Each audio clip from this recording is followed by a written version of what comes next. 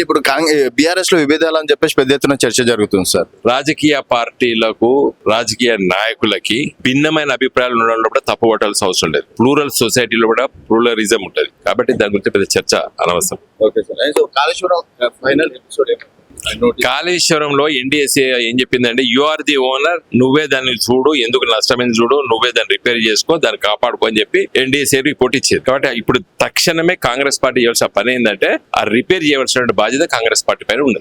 అంతేగాని రిపోర్ట్ పెట్టి అంటే చాతగా అయితే లేదు వాళ్ళకి. ఇప్పుడు ఇంతకాలం వేస్ట్ చేయడమే తప్పు.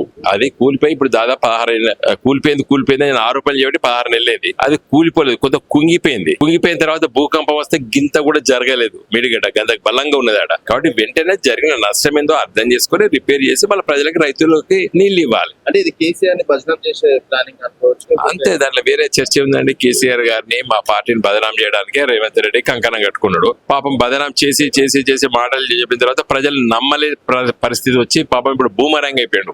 మీ వైపు నుంచి క్లారిటీ 100% అండి. కాళేశ్వరం ప్రాజెక్ట్ ఈ ప్రపంచం లోపల ఇంత పెద్ద ఎత్తిపోతల పథకం ఎక్కడ లేదు. ద డిస్కవరీ ఛానల్ కట్టింది, లిఫ్టింగ్ ద రివర్, నదినే లేపిండు కేసీఆర్ అని చెప్పి డిస్కవరీ ఛానల్ లో ఒక ప్రోగ్రామ్ చూపించారు. ఇప్పుడు బీఆర్ఎస్ లో విభేదాలు అని చెప్పేసి పెద్ద ఎత్తున చర్చ జరుగుతుంది సార్. రాజకీయ పార్టీలకు రాజకీయ నాయకులకి భిన్నమైన అభిప్రాయాలు ఉండడంలో కూడా తప్పుపట్టాల్సిన అవసరం లేదు. ప్లూరల్ సొసైటీలో కూడా ప్లూరలిజం ఉంటుంది కాబట్టి దాని గురించి పెద్ద చర్చ అనవసరం. Okay sir. Kaleshwaram final episode కాళేశ్వరంలో ఎన్డీఎస్ఏ ఏం చెప్పిందంటే యు ఆర్ ది ఓనర్, నువ్వే దాన్ని చూడు, ఎందుకు నష్టమైంది చూడు, నువ్వే దాన్ని రిపేర్ చేసుకో, దాన్ని కాపాడుకో అని చెప్పి ఎన్డీఎస్ఏ రిపోర్ట్ ఇచ్చేది. కాబట్టి ఇప్పుడు తక్షణమే కాంగ్రెస్ పార్టీ చేయాల్సిన పని ఏంటంటే ఆ రిపేర్ చేయవలసిన బాధ్యత కాంగ్రెస్ పార్టీ పైన ఉంది. అంతేగాని రిపోర్ట్ పెట్టి అంటే చాతగా అయితే లేదు వాళ్ళకి. ఇప్పుడు ఇంతకాలం వేస్ట్ చేయడమే తప్పు.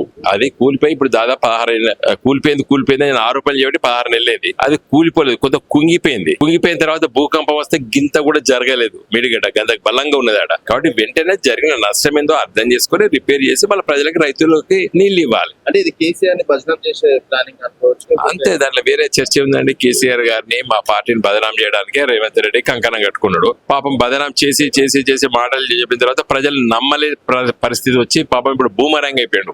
మీ వైపు నుంచి క్లారిటీ 100% అండి. కాళేశ్వరం ప్రాజెక్ట్ ఈ ప్రపంచం లోపల ఇంత పెద్ద ఎత్తిపోతల పథకం ఎక్కడ లేదు. ద డిస్కవరీ ఛానల్ కట్టింది, లిఫ్టింగ్ ద రివర్, నదినే లేపిండు కేసీఆర్ అని చెప్పి డిస్కవరీ ఛానల్ లో ఒక ప్రోగ్రామ్ చూపించారు.